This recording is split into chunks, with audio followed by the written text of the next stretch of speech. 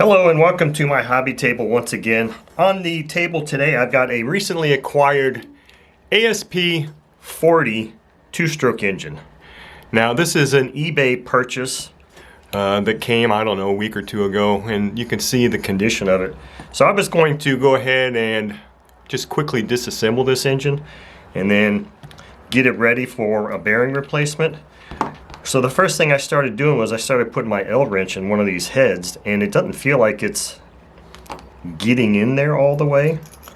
So one of the things that's always a good thing to do before you start messing with any fasteners on any engine is I use a pick, and if I think there's dirt or crud in there, I'll just kind of go around in there and see if I can get it to come out.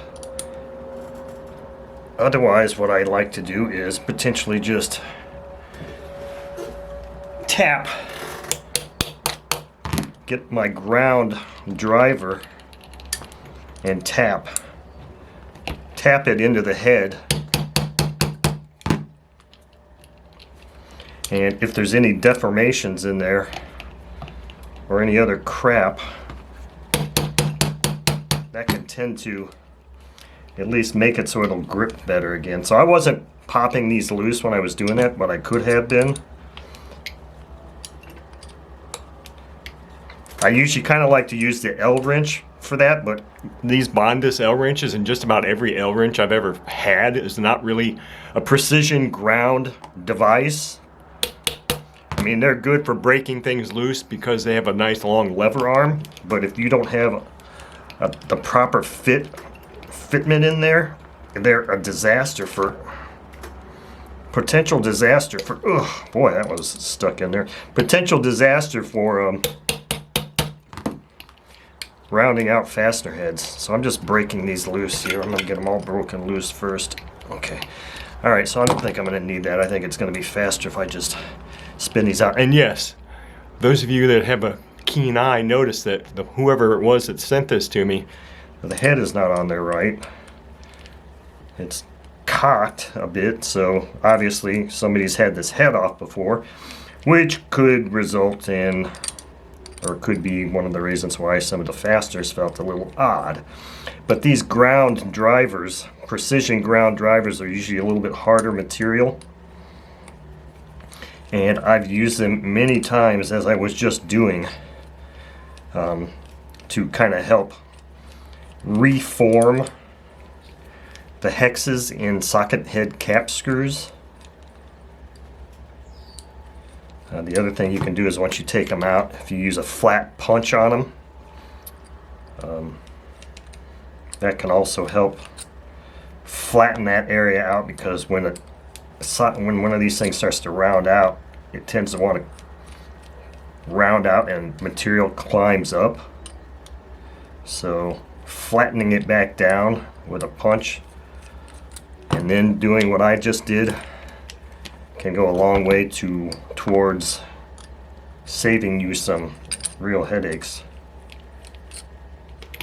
See how they're really sticking in there now, which is a good thing. It's not like I'm going to be taking these screws off a lot. Okay, let's see what the top of this piston looks like here. Oh my gosh. Look at that. I think that might be the shim. Yeah, that's the shim, so I need to be careful with that thing and make sure I get that flattened out again. Okay, so look at this. This engine doesn't have a whole lot of runtime on it apparently because of the condition of it. So let's see what our front housing screws feel like. Okay, that one didn't have too much of an issue. Now I'm probably going to have to get some new gaskets on order. Oh, and I do have to confess, I did remove the rear cover already and just put it back on. It was so tight, it took a lot of effort just to get that thing off. Let me get this out of my way. It took a lot of effort to get that rear cover. I mean, a lot.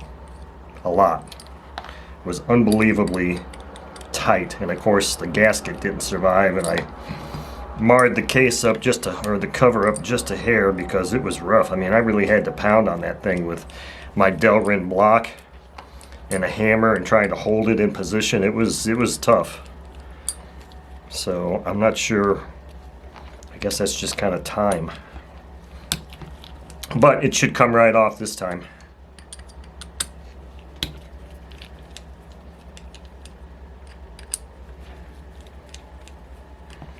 I've got my ultrasonic cleaner already heated up because I've been working on another customer's engine, so that thing is hot and ready to go. Those are shorter screws. I was not expecting the piston to look like that.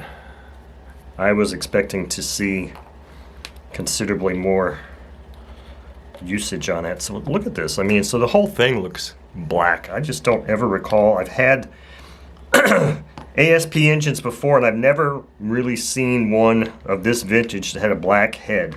Makes me wonder if these are stock parts. I don't know. So there we go. All I've got is these two screws here, which I'm not too worried about, and getting this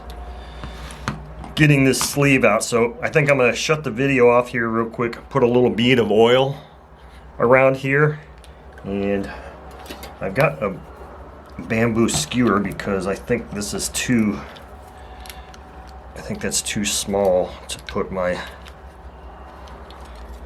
popsicle stick in, so that bamboo skewer will work to at least start getting that sleeve up, but it's going to have to get heated up really good, and I'm going to have to get a prop stub put on here also. So I'll come back to this when these parts are cleaned up, so you can at least see if this exhaust, which was really the dirtiest part of the whole engine, see if it comes back looking any better. This carb also, I'll probably just drop it in there just as it is too, and then if necessary take it apart. But I mean, the carb feels fine and dandy as it is.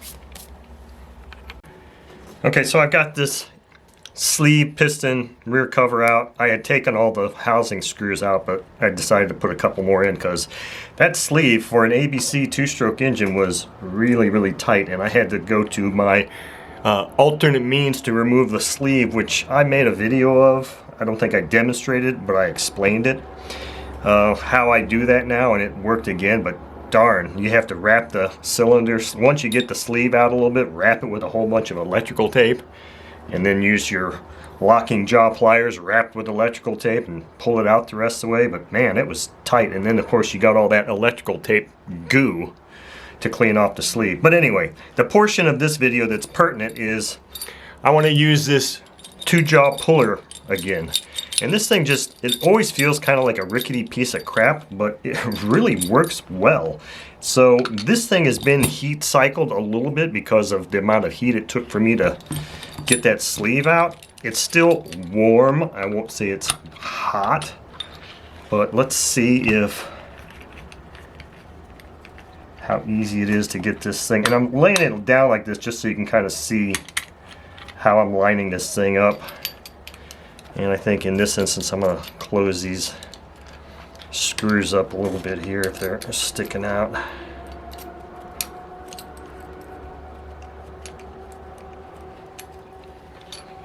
So we're on our crankshaft there. Should just be a matter of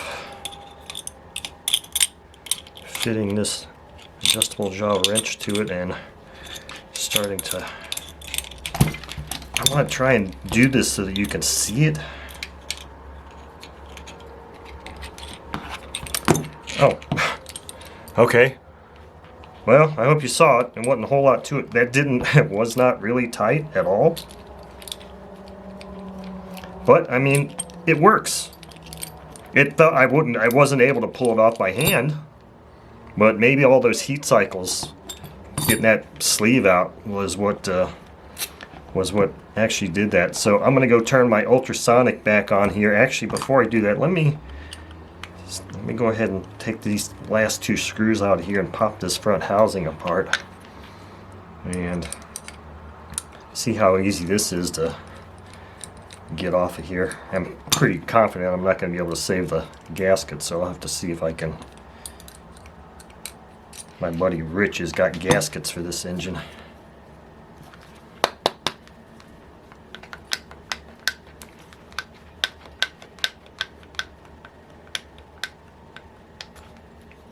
we go.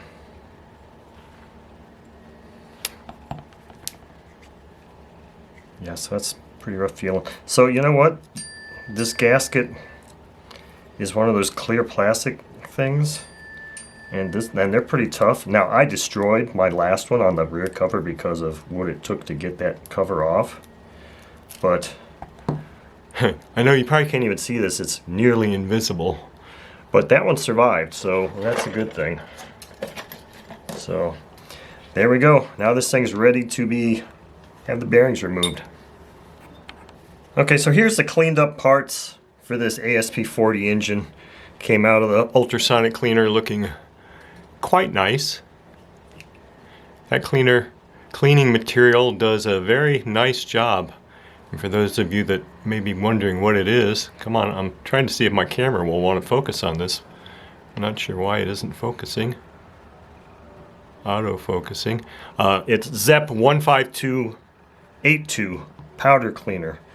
Considering getting some and then giving some or selling some small quantities to people that really want to give it a shot. But I mean, look how nice and clean this engine came out.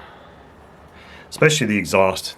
You saw the before shots of the exhaust. It was pretty rough. Now I did use a toothbrush to get in these grooves a little bit after it had come out, but for the most part, I mean, so this looks, I mean, I didn't do anything to this piston. This is what it looked like when it came out of the engine. So the engine, it was an incredibly low time engine. So that's kind of tight. Still kind of tight. Should be. If it ain't tight, it's not right. I'm just going to leave that in there, and this engine is ready for reassembly. Now the thing I thought was interesting was that there were 2 head shims on this engine, so I'm almost wondering if I could take one of them out just to reduce some of the massive compression this engine had. I keep testing this because for some reason I don't know why my camera is not wanting to autofocus as quickly as it normally does, unless it's just there's just too much stuff there it's looking at. Anyway, so there you have it. Nice cleaned up ASP40 engine, the old gnarly looking bearings, and of course some nice new Boca bearings installed.